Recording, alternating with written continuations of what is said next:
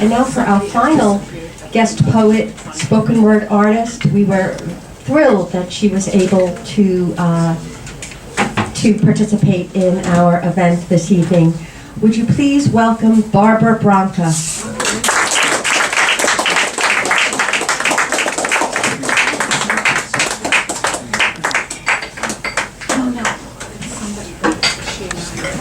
I'm going to make a minor adjustment here.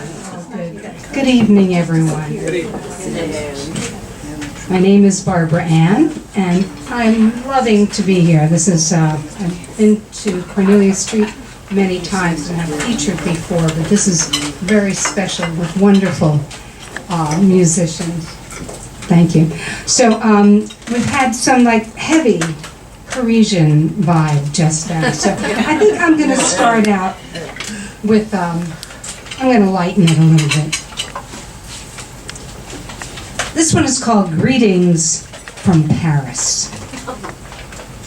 It's a bright summer afternoon. Eyes adjust to Marguerite's dark cottage.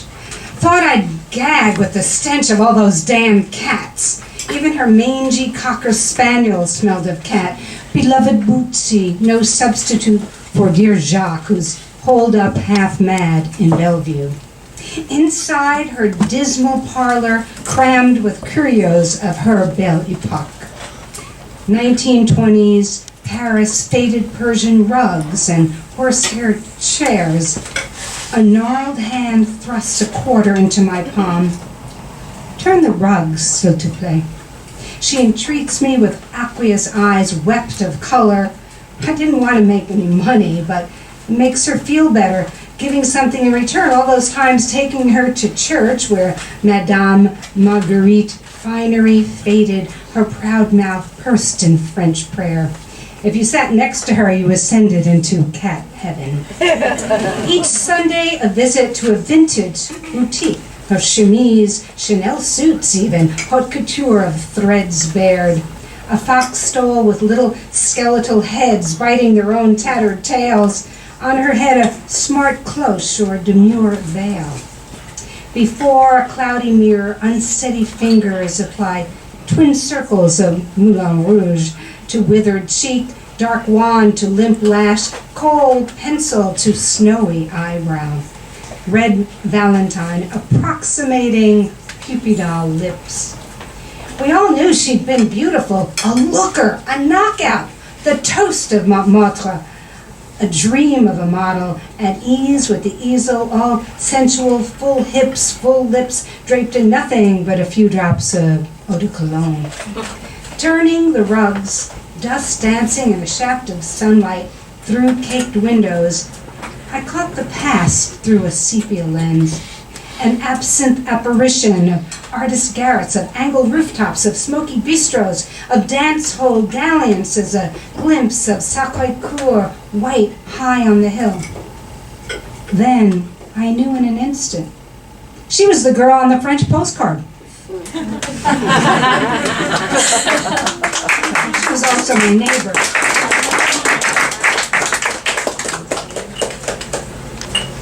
I thought, since we have so many amazing stories about New York City, and many of them have to do with people who have emigrated. So this is pretty much a 90% true story. And it's really an excerpt from a short story dedicated to the many people I know who've left their homeland and have come here, especially a group of Eastern European immigrants who left Prague in 1968 to rub shoulders with New York and European banking titans and emigres from other places like South America. But I found the friends that I made were a lot scrappier than the likes of Ivana and Melania. Anyway, so all true story.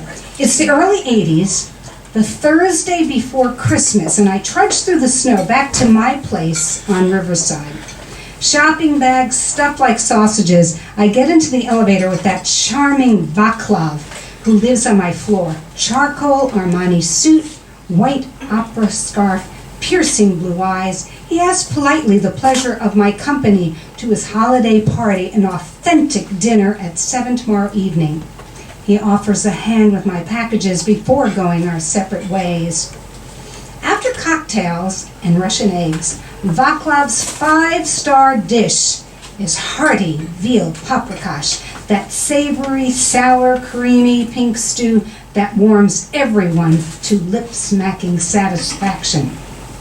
Mr. Rappaport offers that the masses, the little people, who can't afford veal, should save money, substitute cheaper cuts.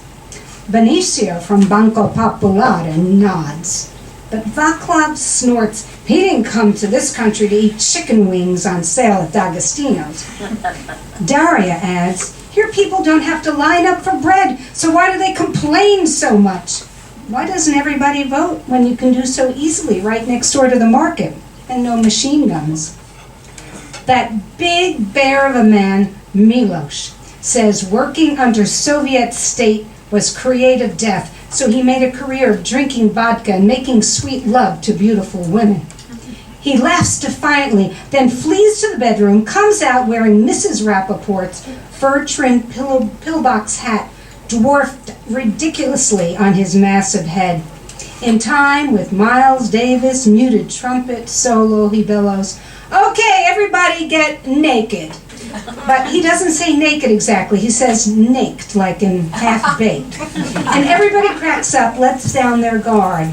The Swiss banker, Mr. Rappaport, all the suits break into a smile, and the wives look to their husbands for permission. The Slovak girls put on disco, kick off their improbable heels, flank Miloš, and put on a show. They heat up the room with pumping legs and twirling torsos. Vaclav throws open the windows. A westerly wind blows in that Hudson smell, that river vitality, and we suck it in like ambrosia. It has stopped snowing. I noticed the lights down in Riverside Park, lights from barges, lights from across the river in Fort Lee, the George Washington Bridge, the lights from our own excited eyes. Vaclav brings out homemade slivovitz. Its stinging plum sweetness paralyzes my throat. I'm speechless. I'm burning hot. I'm in 3D. The room is reeling, and the willowy Mrs. Rappaport bends in half as she and Vaclav dance cheek to cheek. The Swiss banker loosens his tie and admires Mrs. Gonzalez's pendant, watch nestled in her generous designer décolletage. The music swells to a hot pepper crescendo. The horns echo with rich, savory harmonies, the drums and the bass pounding. It makes the empty tureen of paprikash crash. What was once the Russian egg platter clatter. Death by chocolate cake, death by chocolate cake, unfloured, devoured.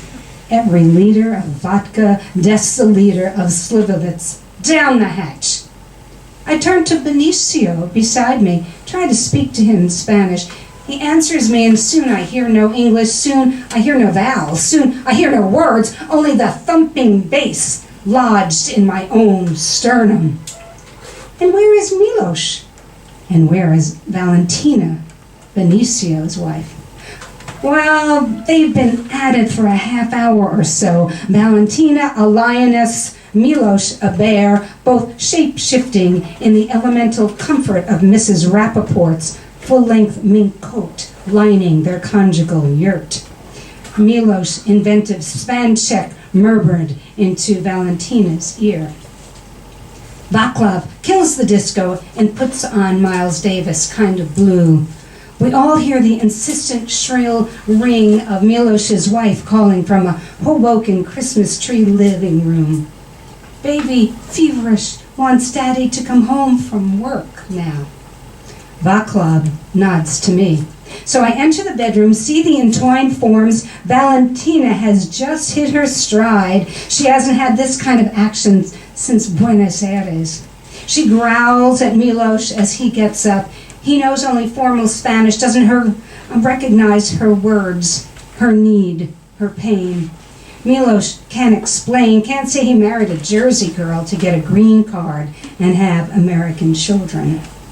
Hair slicked with sweat, He is suddenly smaller, suddenly sober.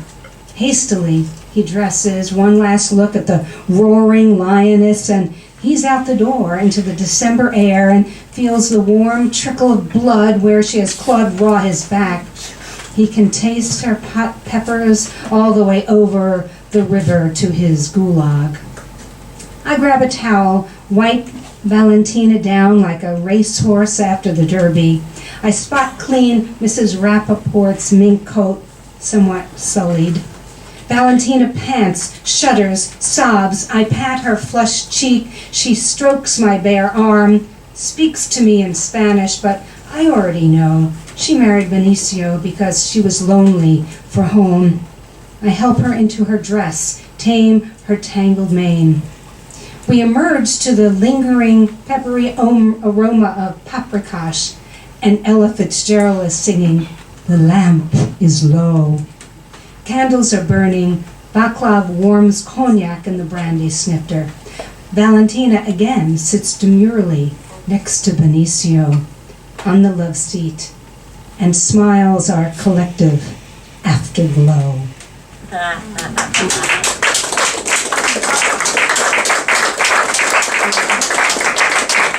That's a real New York story.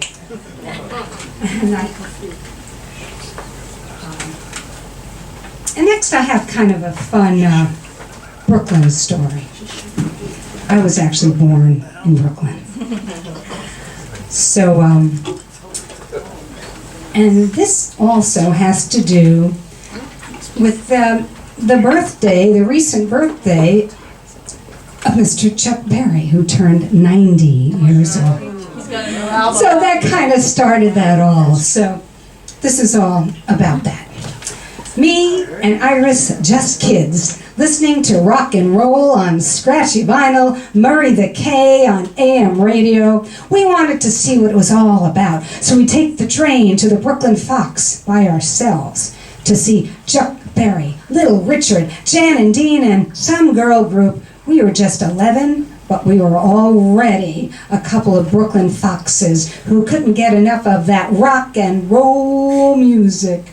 We get off the train just like Papa said, walk to the Brooklyn Fox Theater just like Papa said, except he remembered the hood from the 1930s when he went to see Buster Keaton in nickel matinees. Now we're marching through broken sidewalks, broken dreams, and get to that broken down theater just in time to see Little Richard. He's playing that piano, not the way my piano teacher played, no, not the way my mother played, no. He just tutti-fruttied all over that keyboard.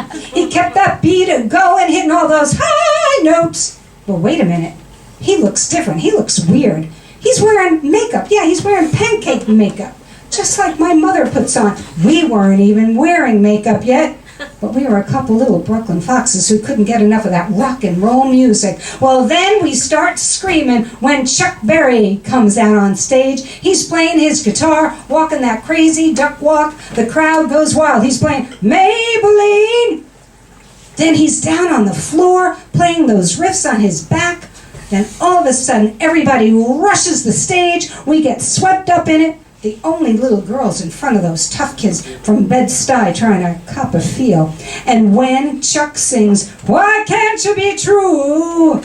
I'm practically on the stage, eye level, and he's singing right to me, and it felt good, because we were a couple little Brooklyn foxes who couldn't get enough of that rock and roll music. Then comes out the cutest blonde teenagers ever, Jan and Dean, and they really do sing a song about me. They sing, "Ba ba ba, ba ba ba," and we're screaming and yelping and dancing in the aisles, and now there's a couple of cops with nightsticks telling everybody, "Back off. Get in your seats," but we keep dancing till the lights come up, and we leave that theater all wound up and a couple of years wiser.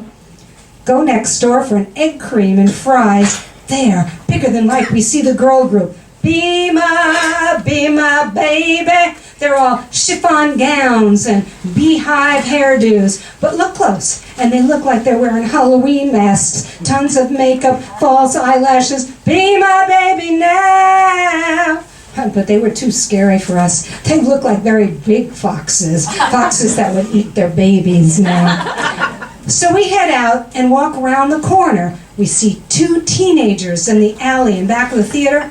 One of them is throwing up, maybe sick, maybe scared. They were just a few years older than us, a couple of California surfer boys. Iris and I look at each other.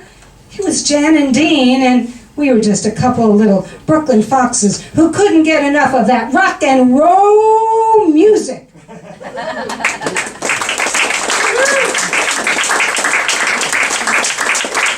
So now that theater, which was a great theater, is part of LIU, downtown. Do I tell them what? 7:25.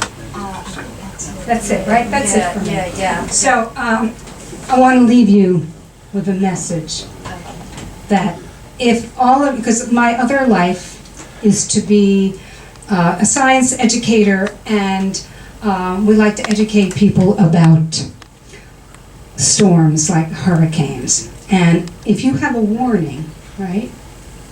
When you hear that warning, what you gonna do? What you gonna do? When the warning comes, are you gonna go? Do you have a plan? Who are you gonna listen to? What you gonna do when the warming comes? Where are you gonna go? What you gonna take?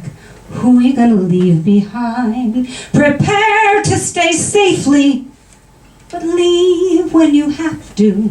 Live in a flood zone, do you know a safe route from home? If storm surge is extreme, do you know what that means? Will someone you love be swept away? What you gonna do when that warning comes? Are you gonna go? Do you have a plan? Who are you gonna listen to? What you gonna do when the morning comes? Take a look around. Hope that you have found everyone is safe and sound. Safe and sound. Nothing about us without us. What you gonna do? What you gonna do? What you gonna do? It's up to you.